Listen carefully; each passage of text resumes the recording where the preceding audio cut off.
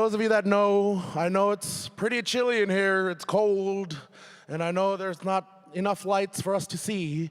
You guys got your flashlights on your cell phones, you know that. But for this coldness, we're gonna use our theme. We're gonna adapt to the cold. We're gonna unite together and huddle up, and we will achieve heat. So the theme is also good to heat up right in this cold room right now. We're working on it. We're trying to get it warm, and we're trying to get maybe the lights situated, but we're trying to get the heat up first. Being warm is more important. So bear with us. We're all Alaskan. We're all Alaskans here, so I think we can bear this. We'll get through it together.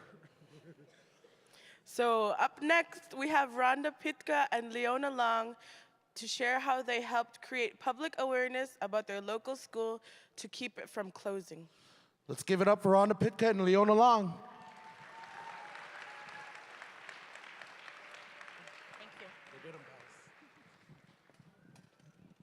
Good morning. My name is Rhonda Pitka. I'm the chief of the village of Beaver. And this is my good friend Leona Long. I have to do my introduction, and I have so many grandparents I can't keep it straight in my head, so I always write it down. My parents are Ron Yatlin and Antoinette Pitka of Beaver. My maternal grandparents are Elsie Pitka and the late Elman Pitka of Beaver. My paternal grandparents are the late Minnie Yatlin and the late George Frank of Hooslia. And the late Emily Sam and Tony Sam of Hooslia. My dad actually moved to Beaver a long time ago before I was born, so I'm kind of thankful. I have a 4-year-old daughter named Elena. She's with my mom today, so hi, Elena. I don't know if they're watching the webcam. I hope they are. I'd like to thank you all for inviting me to this conference. I haven't actually been here since I was like 16 years old, so it's quite a few years ago. I'm not exactly an elder yet, so I'm working on it. I need to thank my family for always supporting me. Right now, to support me here is my niece Ashana over there and my cousin Marianne.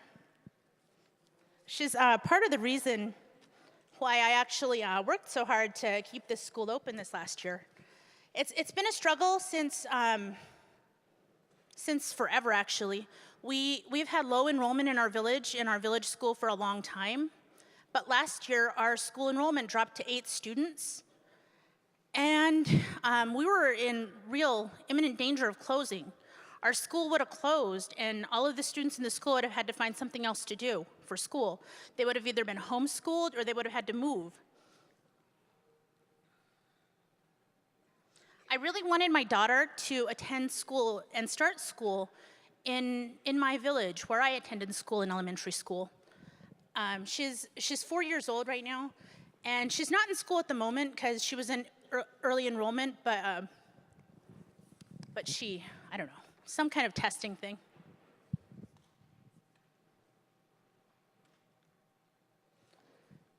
I really believe that all children have the right to be schooled in their home communities.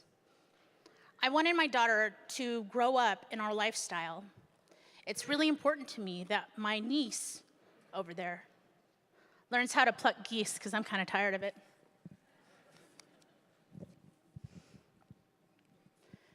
You know, our kids are, they always say these words about our kids that aren't exactly true. They say that they're, I'm trying to think of the word, it's kind of a terrible word. They're under attack. Our youth are under attack. I don't know, to me our youth are gonna be okay, as long as we don't mess them up too bad and give them a good opportunity. So part of this, this opportunity is being schooled in our home communities. I had to go to my school board and ask them to keep our school open. It costs about $300,000 a year to keep a school open, and they had to dig really deep into their reserves, which for a small school district, that's a really hard choice to make. You know, you have 8 kids versus the 30, in another village. So how do you make that choice? I made it a little bit easier for them by having a lot of public pressure because our numbers were going to increase in December, and it was always that we had a couple of issues with some students who were going to be coming home in January, but they weren't quite there yet. So actually I needed a lot of help, and a lot of people that I knew, they gave me their prayers and their kind thoughts, and kind of a nice pat on the hand, which was really nice, and it made me feel okay. But I actually needed concrete help to learn really how to best advocate for our kids.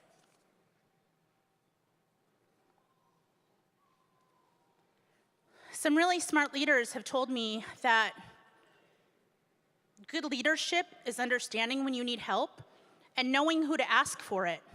I really didn't know who to ask for it, but I have some friends. Enlisting allies and having a crystal clear message was one of the keys to our success. We wouldn't have been successful, and we wouldn't have had school this year if it wasn't for some really important help that we had from some of our allies, like Leona. She's not Alaska Native. She's actually from Utah. Yeah, but she was able to get it, and she was able to translate that to a lot more people who were also able to get it. So making friends that are outside of our communities, it's important. Having community engagement and our own issues is also important, but being able to translate it into a way that other people understand, it's even more so. So Leona helped me with the media portion of my advocacy, because quite honestly, I would not have known how to speak to newspaper reporters without her help, and I wouldn't have even known who to call or contact. In rural Alaska, in Alaska Native News, the most reliable form of information that they have is the police blotter. So that's what a lot of newspapers rely on, They don't have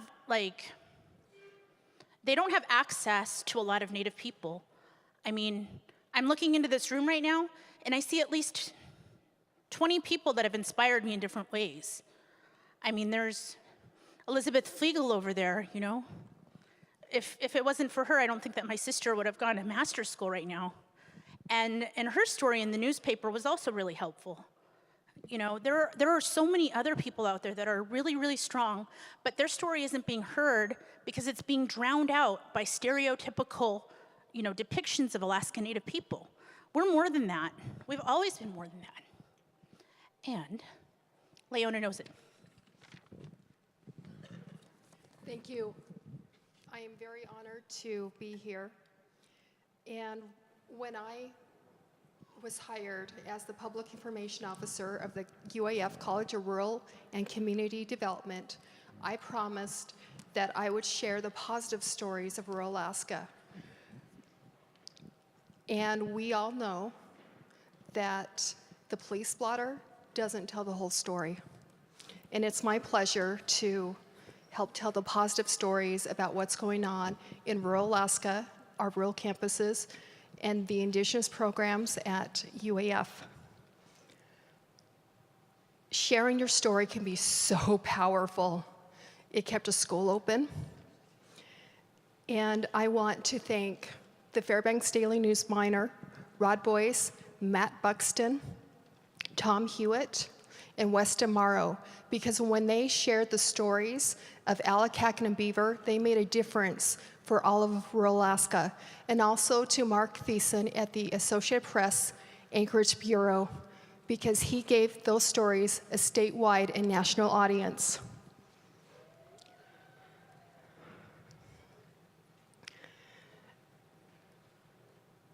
I appointed myself, Rhonda's public relations person at the request of my mother, June Christensen. I mentioned in a conversation that there was a school in Alaska that might close due to low enrollment.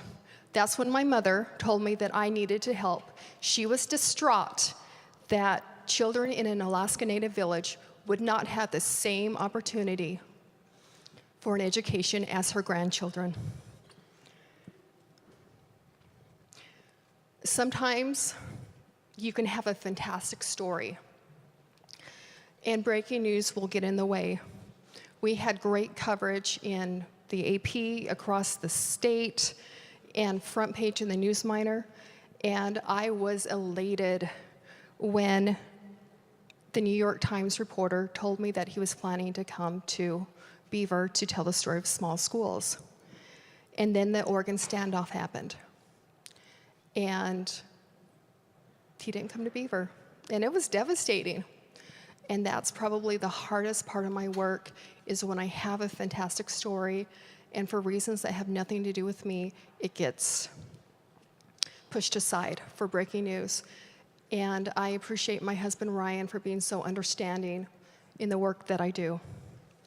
There's not enough time for me to even touch on everything you need to know about storytelling advocacy and how to work with the media.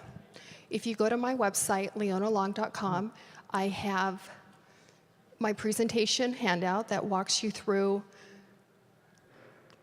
my pitch and why it was effective and what makes a story newsworthy. I'm also working on a guide that will walk you through the steps of storytelling advocacy and also offers tips from reporters about how to tell your story. So go to leonalong.com.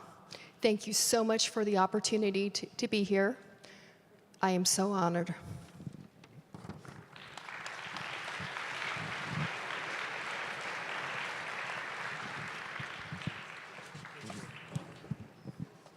Hey, you guys. Wait. Here you go, Bill.